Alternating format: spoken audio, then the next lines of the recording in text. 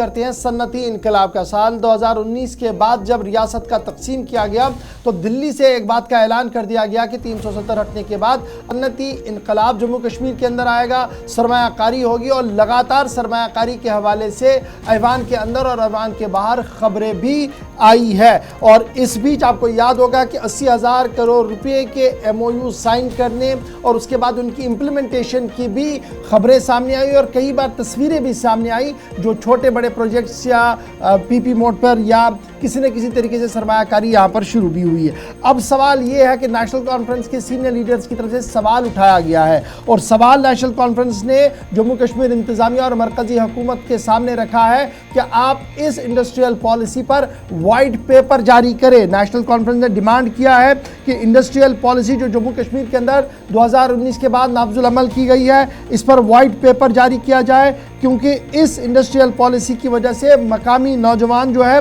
वो मज़ीद फ्रस्ट्रेट हो गया है, मज़ीद दर-बदर की ठोकरें खा रहा है और उसका तमाशा देखा जा रहा है। क्लेम किया गया है कि 80,000 करोड़ रुपया जो है वो जनाब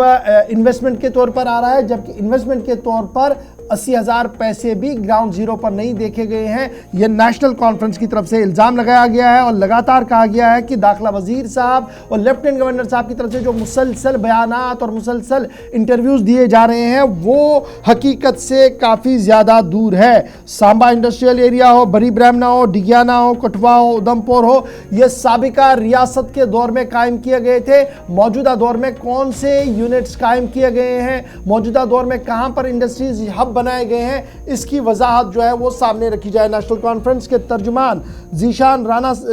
हमारे साथ इस वक्त ज्वाइन कर चुके हैं। बहुत शुक्रिया जीशान साहब ज्वाइन करने के लिए। बड़े दिनों बाद नेशनल कॉन्फ्रेंस फायर ब्रांड में आई है और बैटिंग करते हुए फ्रंट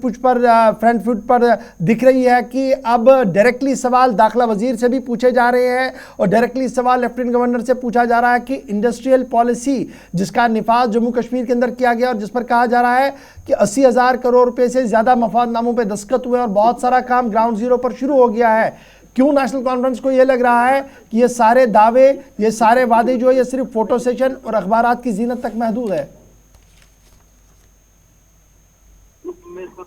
हेलो जी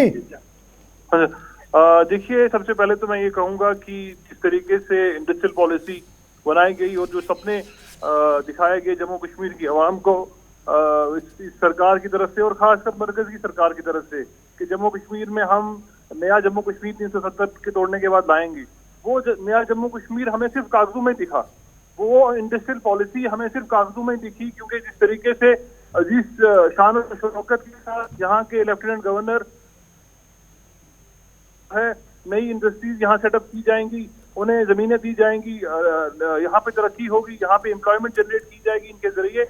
कुछ नजर आता हुआ नहीं मिला। क्योंकि मैं आपको छोटी सी एग्जांपल देता हूँ कि दूर दराज के इलाकों में, चाहे वो राजौरी हो, पुंछ हो या बाकी इलाकों में जहाँ पे इंडस्ट्री सेटअप करने की जमीनें देने की बात की, तो जहाँ तक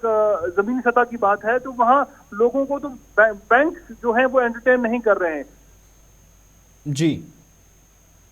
ये कहता है कि हमारे पास और सरकार की तरफ से ऐसा कोई फरमान जारी नहीं हुआ है कि हम आपको इंडस्ट्री पॉलिसी के तहत जो है आपके साथ कोई सपोर्ट कर सकें। तो कुल मिला के मैं ये कहूंगा कि जो इंडस्ट्रियल पॉलिसीज है, जो लोगों को इन्होंने जमीन अलॉट कर थी, आज तक वो जमीनें अलॉट नहीं हुई हैं। तो ख्वाब में ये नहीं, जीशान साहब आपका ये मानना कि मकामी नौजवानों को इसका फायदा नहीं है या आप ओवरऑल कह रहे हैं कि सरमायाकारी नहीं हुई है? कि बिल, मैं ये कहूंगा कि it's a total failure on the part of this government. किसी भी तरीके से इन्होंने सिवाय सिर्फ पेपर पे ये लिखने से इंडस्ट्रियल पॉलिसी जो है वो बेहतर नहीं होती है। ये सिर्फ इन्होंने पेपर्स पे लिखा हुआ है और अगर जमीनी सतह की बात करूं तो ये कुछ नहीं है। एक चीज़ और भी बताइए राणा साहब, अगर आज बता रही है हुकूमत जिसमें आदादोशुमार पेश किए गए 90,000 प्लस प्रपोजल सरकार के पास पहुंचे और इम्प्लीमेंटेशन का काम कहा गया कि जून जुलाई तक 25,000 प्लस हो जाएगा, तो फिर जो अगर आदादोशुमार पेश करके इंतजामिया कर रही है, फिर उस सूरत में वाइट पेपर की क्या ज़रूरत पड़ी? राणा साहब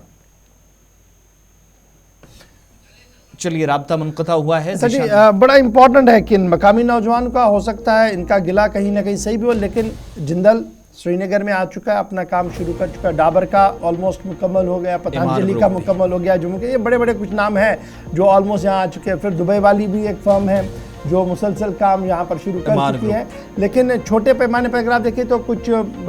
हॉस्पिटल्स और कुछ और चीज़ें भी है जो इसी पाइपलाइन का हिस्सा बताई जा रही है। लेकिन बड़ा सवाल यह है कि जो हब बनाने थे, इंडस्ट्रियल हब और IT हब बनाने का जो ख्वाब था, वो अभी तक भी पूरा नहीं हो पाया है। फिलहाल